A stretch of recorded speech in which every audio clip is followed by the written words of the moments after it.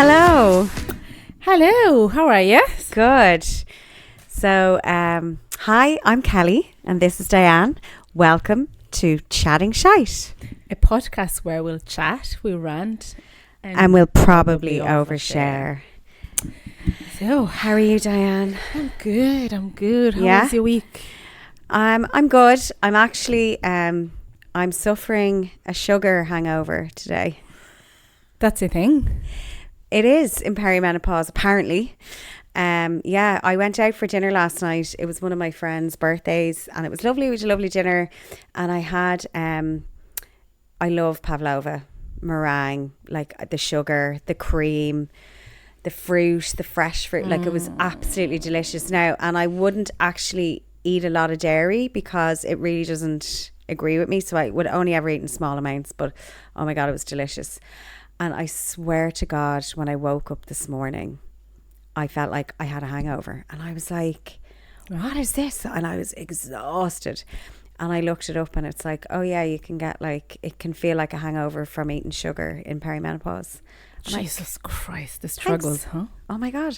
Like I feel like perimenopause came from my waistline. It came for alcohol, my sleep, my looks. All the good things. My hair, like my skin. Any good thing? Did he leave leave anything good? No. Fucking and now it's taken sugar. Like, fuck. In how many years you feel like you've been in it? It was 2020, so what's that, 6 years ago? 6 years. When I fully was like, oh, something's not right here. And then it was, say... but if I look back at symptoms, I would say when I was 38, I started having small amounts of symptoms coming and going. But from age 41, like, yeah. That's crazy. Yeah. That's insane, you know? Yeah. Because that's nearly 10 years. Yeah, like I felt 6 years. Oh my God, I suppose it is nearly 10 years. I'm 38. Yeah. Oh! Yeah. And like I feel like at the moment now I actually am a little bit back on track. I've went to see a gynecologist. We've fixed my HRT. She's upped my levels. Can a GP not give you that? You have to go to a specialist? GP can only, most GPs are only certified or insured to give you to a certain amount. So usually like 50 milligrams of estrogen and whatever progesterone. So I'm on 100 milligrams of estrogen. And I'm on progesterone and I'm on testosterone. Wow. And for the first time, I would say since 2020, I am starting to actually feel like myself again. Okay. But I still have some of these symptoms, like, so I cannot, alcohol has broken up with me. I cannot drink alcohol anymore. That's crazy. Sugar. Yeah. Like, and I had noticed, right, I've been trying to lose a bit of weight. And I had noticed, do you know, like protein bars, right? But like they're full of sugar. Like they you know, they are. But I was like, do you know what? Like if you're, you know, I'm not always prepared, you know, with a good snack. And I was noticing like my body did not like them. Okay. And then when I stopped eating the protein bars, I felt way better. Okay. And I think it's the sugar. Like and then this morning, and I was so puffy. And I felt really like not well. So then I was like, what am I going to do? So then I'm Googling what to do for a sugar hangover. So I brought the dog for a walk because walking lowers your blood sugar. And then I was like, it was like rehydrate, right? So then I was like, do you know what I'll do? I'll take an electrolyte because that'll rehydrate me. Oh my God, not a good idea. Vomited that back up about 10 minutes later. Anyway, stomach settled and it was like have protein and carb. Okay. And so I had egg and toast and I felt way better, and a coffee then. And I was like, okay, now I feel better. But what the actual... I feel like menopause is those things that affect literally half the population, but we don't know near enough about it. And we were talking about the fact that we would love to talk about this properly, like actually dedicate a whole podcast on menopause. And recently I've learned about andropause. Yes. I didn't even know that was a thing. Menopause for men. If you want to translate that. Yeah, so they do. It's crazy. So when you see men acting all, you know, angry men and Grumpy old man. And lack of sexual libido and erectile dysfunction and all the things that we don't talk about, that toxic masculinity has made actually men suffering in silence. It's men are going through andropause. Yeah, and like there's a simple fix for them as well. Like obviously for both menopause and andropause, you do have to look at your lifestyle. Yeah. So like exercise, diet, alcohol intake, all those things. But for men, it's like testosterone. Like it's you know what I mean? Yeah. It's the same as women getting hormone replacement therapy. Yeah. Same thing for men, but a lot of men won't go to their GP and they suffer with the same things. It's like mood swings, loss of libido, all the things like, so then there's erectile dysfunction for some men, not all men. I think it's for the men who suffer with that part, that's when they might go to a GP. Yeah. But for the rest, so they're tired. They're more tired the same way. Women are more tired. Brain fog. Like men struggle with brain fog too. I've seen actually brain fogs in men. Like personally, I would know men who were like on it, and then they get to a certain age and you can really see them struggling.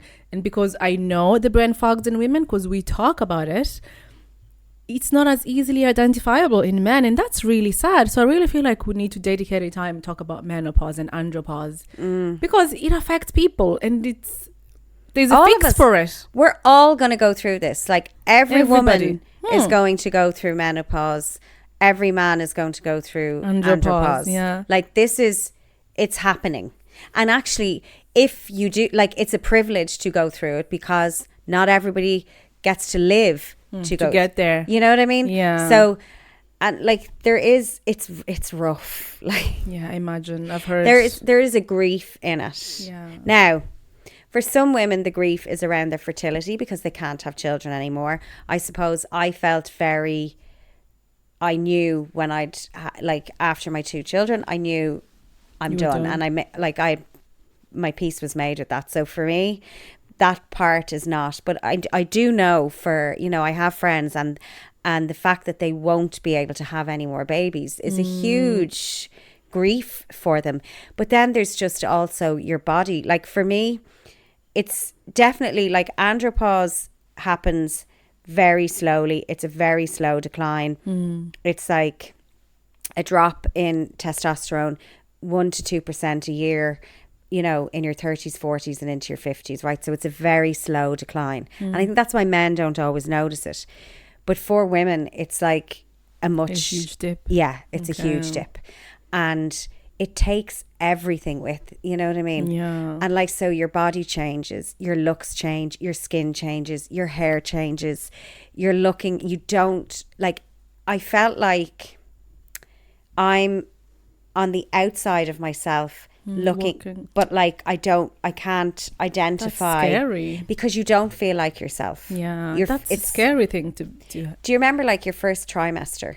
Yes. And how did you feel? Like, yeah, exactly like that. You're like looking in and yeah, I know what you mean. You're not in it, but you're in, it's not you, but it's not you. Yeah. Yeah. So it's this real, like, you're in your body, but you're like, who is this? What's happening? You've no control. Yeah. You know, and I found that really, really difficult. Yeah. So the stats around it are 20% of women will sail through it. They won't even know. It'll just be like, oh, my period stopped. You know? No way. 20%. That's really good to know, because I didn't even know that. No. And then 60% of women they'll struggle a bit, but like supplements, diet, exercise, all those things will help them and they'll get through it without too much upheaval in their lives. And then there's the 20% that I happen to be in, where you'll need HRT, where it's more for you, and then your symptoms are more pronounced and, you know, things like that.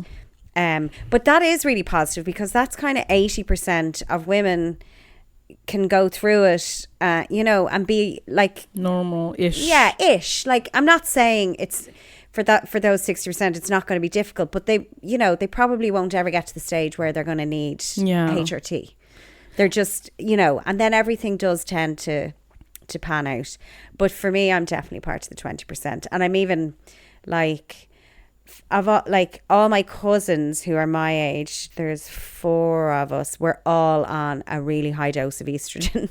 Okay. We're like, so it's obviously a familial thing as well. But like most of my friends who are on HRT are not on as high a dose as me at all.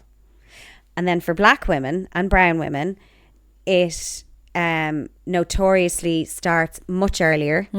And most, I think 45 is the average age for menopause in black and brown women. That's crazy. And that would make sense because my mom told me by 42 her period were gone. Yeah, she had already finished. Like, is that finishing menopause? Is that arriving menopause? So you have perimenopause, which is before. Menopause is 1 day.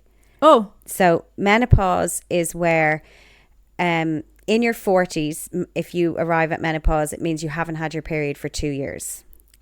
Okay. In your 50s, menopause is where you haven't had your period for 1 year. Then the day that you get to that year or that 2 year in your 40s, that's menopause, that 1 day. And then anything after that, you're postmenopausal.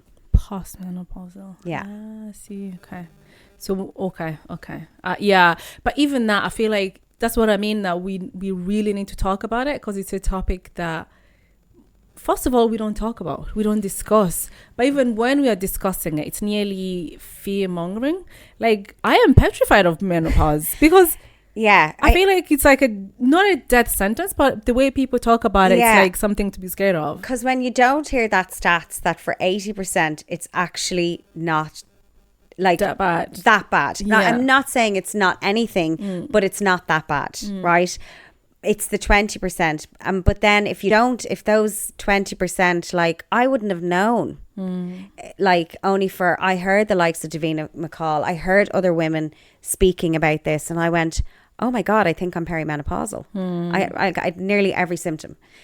But like, I also know lots of women who are not as bad. It's a really difficult one because then you're fear mongering. Exactly. You know, but then for the 20% of us, it makes us feel so validated to talk about it. But it's so important then that people hear those stats. But even for the 20%, like, we live in a part of the world where there is help for that. Yeah. That could be fixed.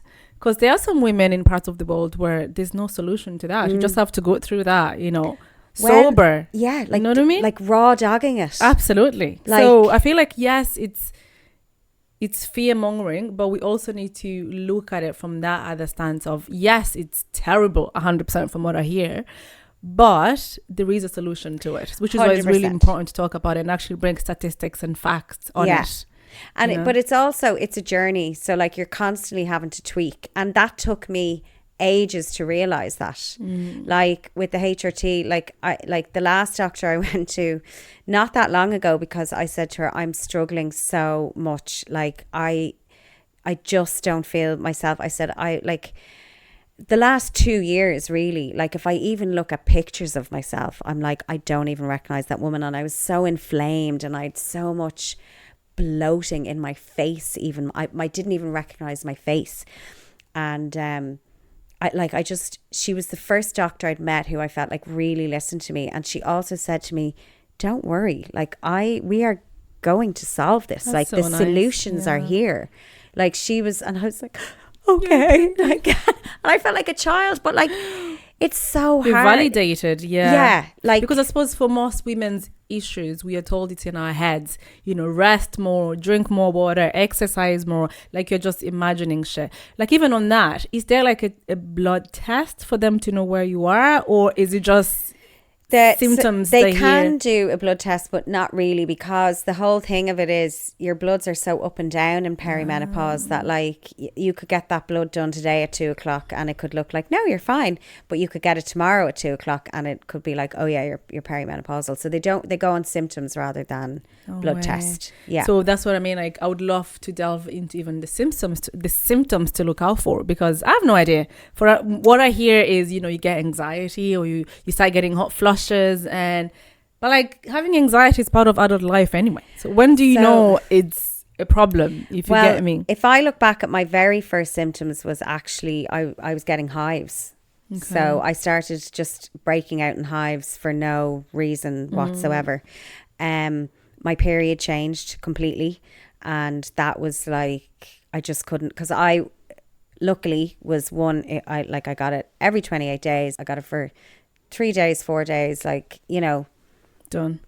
Like it wasn't, you know, and I was like clockwork, and that all completely changed. For me, it was night sweats, like, Okay. like insomnia, like just my mood, like, and I am sort of just someone who's, you know, quite happy-go-lucky and, you know, energy and stuff. No energy. What I really noticed, particularly in the last 2 years, and it's only since I have come, like, I've kind of got my HRT correct now, where it works for me. Again, it's just tweaking. Like, I might need to tweak it again in 6 months, but I really was probably a little bit depressed. Like, I had low mood. I feel like the anxiety is what we definitely hear a lot, you know, depression. And is HRT, is that an injection? Is that a patch? Is that a tablet? Is that... There is, I have a spray, so, and you just spray it onto your arm, but you can get onto your arm? Yeah. There's a gel that you can, you know, you just put it on as well onto your arm, and then there is a patch. Okay. That's the 3, I think. And then the testosterone is a gel. And then the progesterone can either be patch, it can be orally taken, or vaginally. That's what I mean, that I know we're talking about perimenopause now, but I would love to come back with actual statistics, because even I don't fucking understand. What do you mean estrogen, testosterone, progesterone? Like, what does that even mean? Do you know what I mean? I know. Like, it's so we need to take all that in perimenopause. That's oh my God. But even, and that's the other thing, like, I had this anxiety I need to do my research. as well. Like, it just felt like someone was sitting on my chest. Yeah, I hear that a lot. Like, I was just some days you were just so overwhelmed.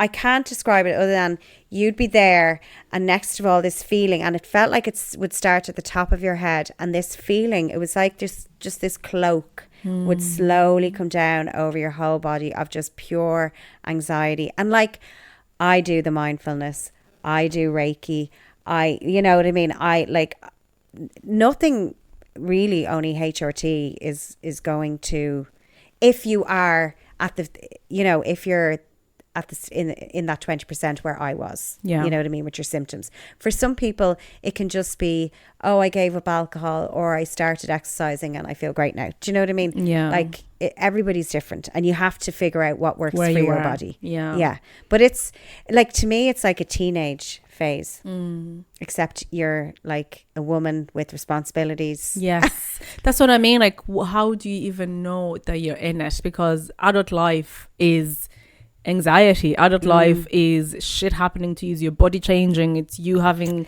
symptoms here and there. Like, if there's no actual blood tests to determine the levels of where you might be, really it feels like it depends on, are you able to advocate for yourself? Is your doctor able to listen to you? Like, I've had clients who go to their doctors, and the doctors are like, no, you're too young. Yeah, you're too young. And particularly, I think a lot of GPs in Ireland may not even be aware of the stats around black and brown women. Because I, like my client, she's Indian, she's only 38. She went through 3 GPs before she was listened to.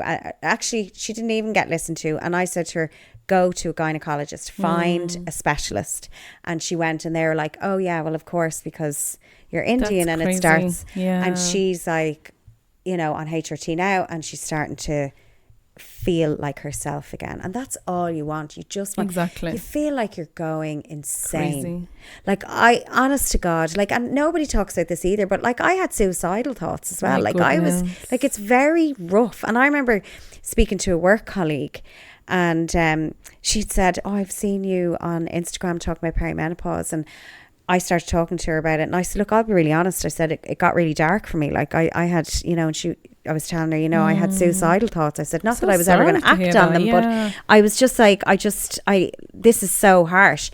And she was like, oh my God, thank you for saying that, because she said, I've been having them. And she's like, this is not who I am at all. Yeah. And I said, please go to your doctor.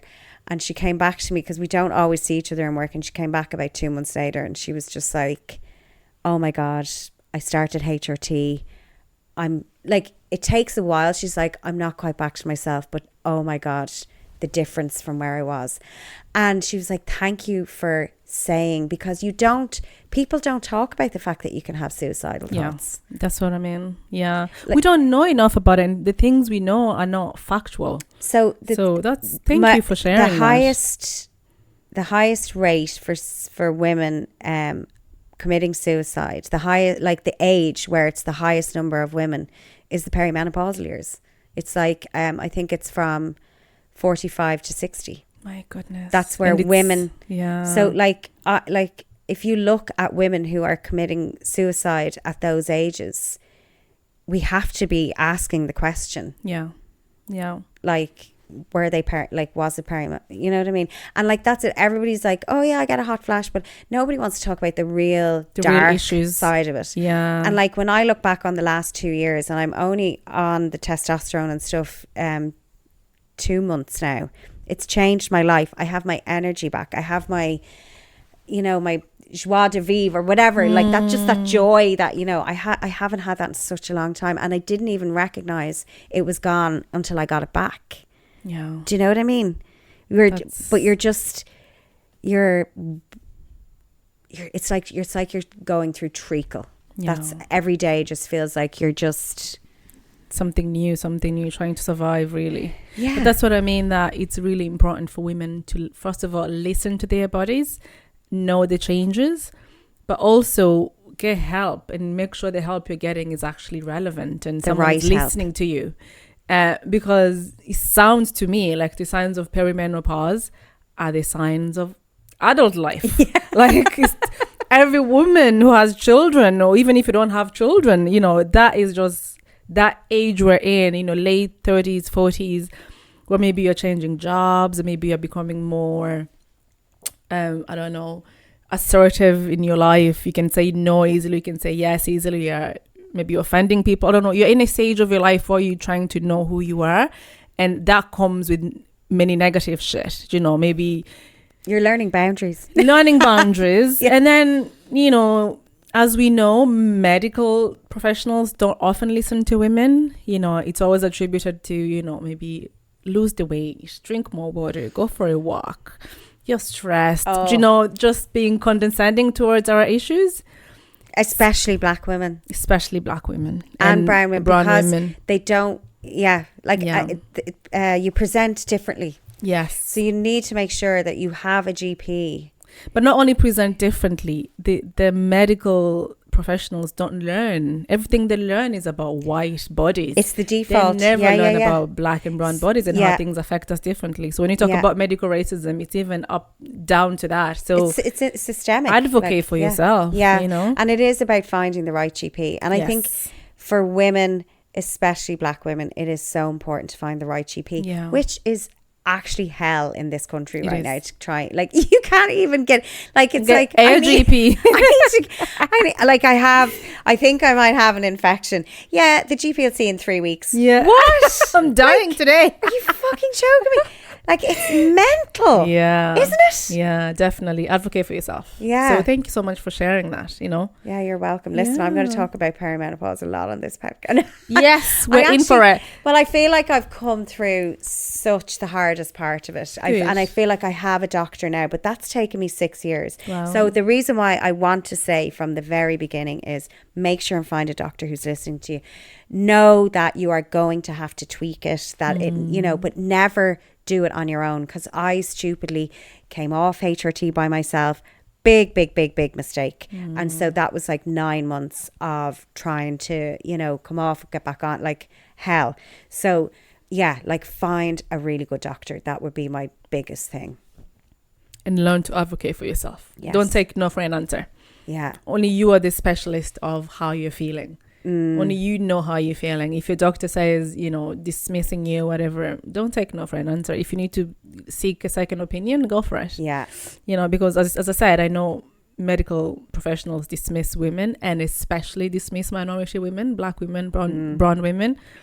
So learn to advocate for yourself and don't take no for an answer. And also remember, nearly every woman your age is either going through it or has gone through it or might go through it. So speak to people. No, we're all going to go through it. Like, you know, and most of us will have some symptoms. Yeah. Do you know what I mean? Yeah. Find your community. Let's make this an open conversation. I hate that women's issues are very hush-hush, you know? Like menopause, even period. Like, I find girls who have never had a conversation about period. That makes me so sad because it's all hush-hush, you know? So find your community, talk to people, because talk to your children, talk to people, you know. So I have friends who've gotten me in to talk to their kids because they're like, yeah, people are embarrassed about it. I'm not like, you know, I'm very open and I would talk to, you know, my kids and, you know, any children who will listen to me. It's so important. Yeah. Talk about our issues. You know? Yeah. So important. Education is the way. So anyway. And say, like, for you, so obviously there's, I'm always like, it's 13 years, isn't it, between us? Yeah. Like, are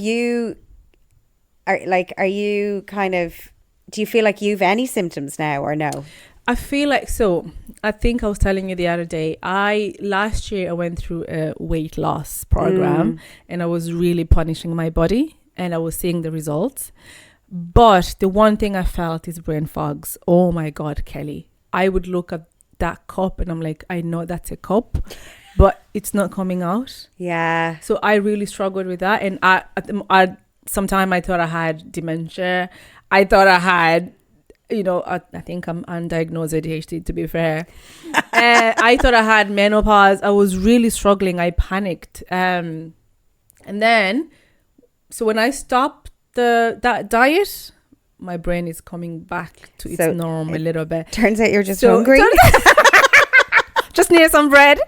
But no, to answer your question, that's terrible though. It is terrible. That is fucking terrible. And people tell, oh my God, you look amazing, you look great. In my head, I'm like, physically I look great, but mentally I'm fucking dying. Yeah. Do you know what I mean? So yeah, I had to stop that. But in that moment, I thought I was going through perimenopause. Okay. But now, looking back now, because I'm back to myself, I'm not fully back to myself. Yeah. And I often say my biggest asset is my brain. My brain has taken me places, and you know, my brain has capacity to do so much shit. So seeing that slip away really scared the shit out of me. That's why I'm really scared of perimenopause, you know, the fact that you can really feel yourself go. But to answer your question, no, I know I haven't. But then again, I don't know if I'll ever know.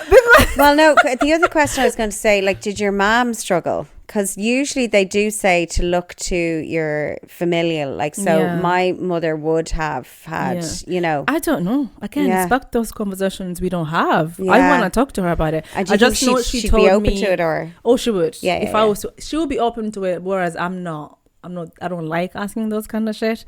But really? Yeah. Diane. I don't. I should, but I don't. Why? I never once had a conversation about period. I never once had a conversation about sex. Never in my life. So what did you do when you got your period? I went to boarding school. So girls would talk to each other about it. So my friends would tell me about it. Okay. Like when I got pregnant, I didn't even know I was pregnant until like months and months after. Obviously, I'm giving away I was a teen mom. I didn't know I was pregnant. So yeah, those conversations. That's kind of normal though, isn't it? For like if you're a teen mom, like, do you know what I mean? I think like we don't have those conversations. In fact, I didn't, and I am making a conscious decision to change that with girls around me. I want to talk about those big issues because it's really important. Yeah. Yeah, it's important to talk about. Call to action now. Go ring your mom and find out. Yes. I know she did tell me that her period stopped by 42. Yeah. So if she didn't have period at 42, that means maybe 5, even as you said, 8 years before that, which is where I would be. She might have actually just been okay going through it. Possibly. You know, because like for me, my mental health was hugely affected, right?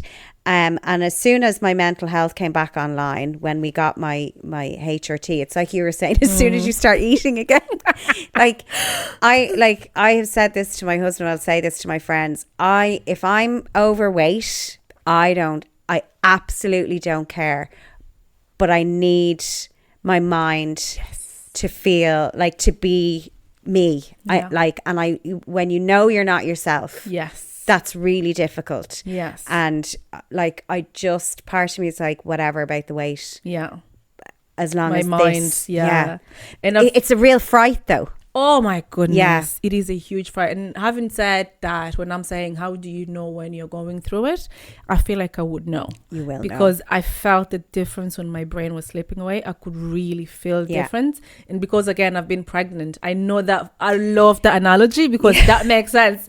The first trimester, you feel like there's a disconnect. Something. Yeah. But I can't put my finger on it. Yeah. That's so. There's a disconnect. Yeah. And it's to get yourself back to there, but it's like you said, that help is there, but we need to make sure we're going to the right places. So listen to your body, watch for the signs. So be your call for action this week.